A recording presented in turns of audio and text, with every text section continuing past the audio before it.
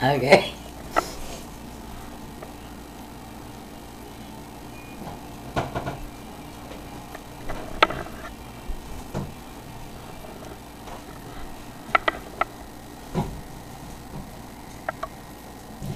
Hello, my name is dschultheis, and today I would like to talk to you concerning the 2009 Employee Free Choice Act.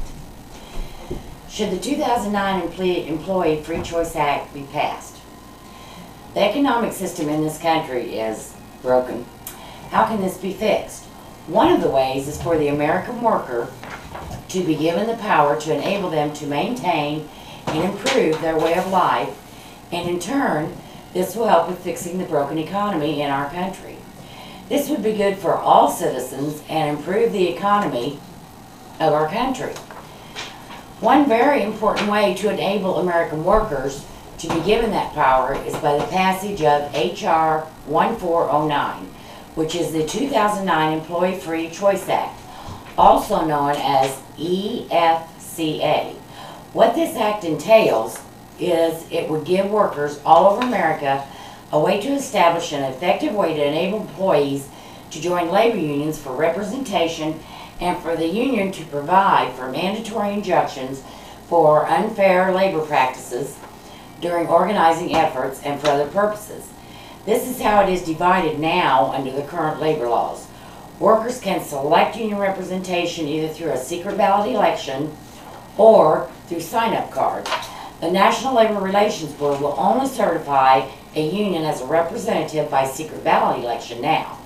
But presently, the employer is the one who decides whether to use an election or the sign-up cards for voting purposes.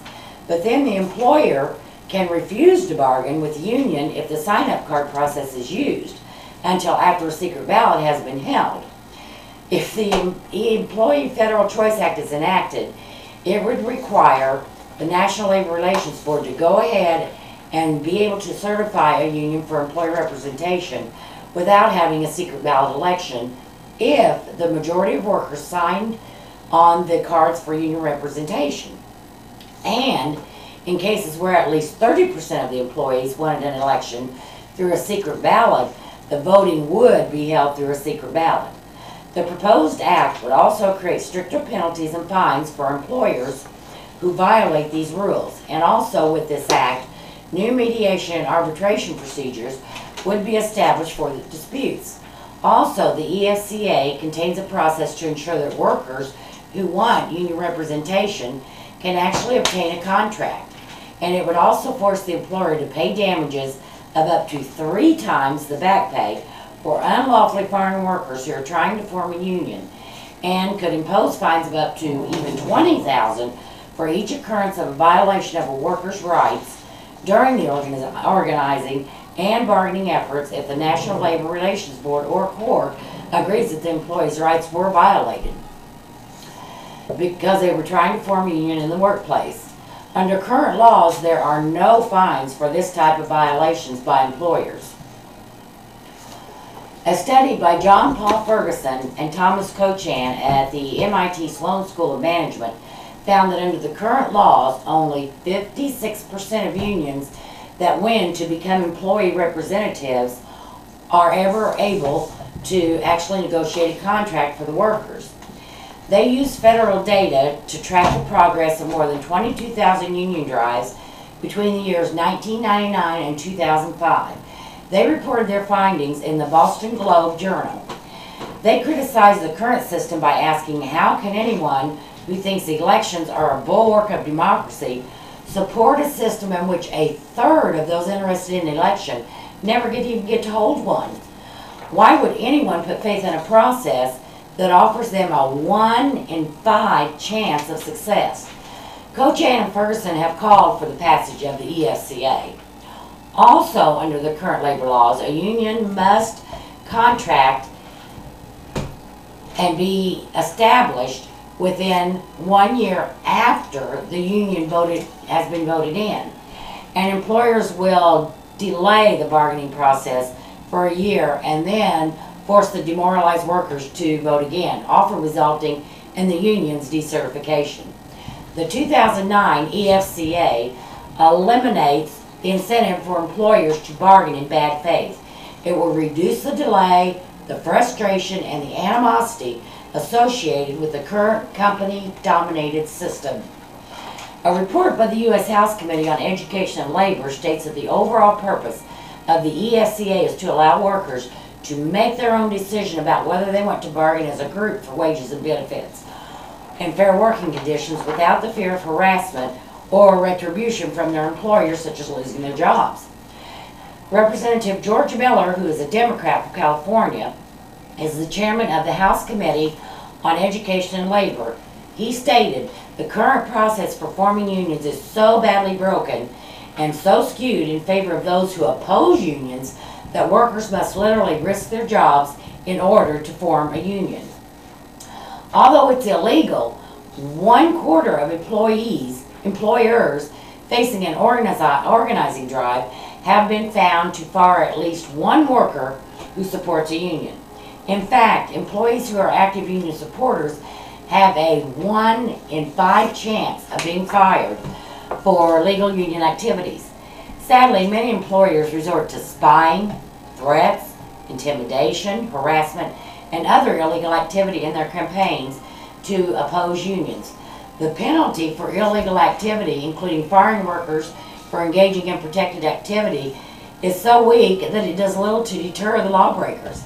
Even when employers don't break the law, the process itself stacks the deck against union supporters. The employer has all the power. They control the information workers receive. They can even force workers to attend anti-union meetings. They also make workers meet with supervisors who deliver anti-union messages to them. And they can even imply that the business will close if the union wins. This is a threat. Union supporters' access to employees, on the other hand, is heavily restricted. The ESCA would add some fairness to the system. Jeff Madrick, the editor of Economics Journal Challenge and a former columnist for Business Week and New York Times, wrote that good blue-collar work jobs are disappearing as rapidly as manufacturing industries decline. But many new white-collar jobs pay poorly, provide minimal health care and pension benefits, and offer little job security. There is no privileged segment of earners in the nation except the upper 10% or so now. On March 1st, 2007, the House of Representatives did pass the act by a vote of 241 to 185, but the bill as written has failed to pass the Senate. It will be up again for a vote in the Senate. I ask you, don't we live in a free country? Aren't we able to decide if we want to negotiate with our employer for wages and benefits by ourselves, or have someone representing us as a group to negotiate for us? Even if a union would be certified to negotiate in a workplace, employees do not now have to join the union. They can if they so desire, but it's not mandatory. But non-union employees usually benefit also from working in a place of employment that has union representation as far as wages, benefits, retirement, and working conditions. Also, I wanted to show you, this is a chart I have, why the American people would need this act. The average hourly earnings fell 0.1% from September to October of 2009. Hopefully I've explained what the Employees Free Act is and how and why it is very important for the act to be passed by the Senate. This act is not whether you are for or against unions. It is about being fair and being part of a free country and being able to make our own choices. I have spoken about some of the reasons why I think the act should be passed by the Senate. The economy of this country is broken, and we need acts such as this to help repair the damage that has been done. Workers should have the right to fair and equal treatment. Each of us need to contact our senators to request that the Senate vote yes for the passage of the 2009 Employee Free Choice Act. So again, I ask you, should the 2009 Employee Free Choice Act be passed? Working Americans are struggling. Shouldn't everyone in our country fight to end this struggle?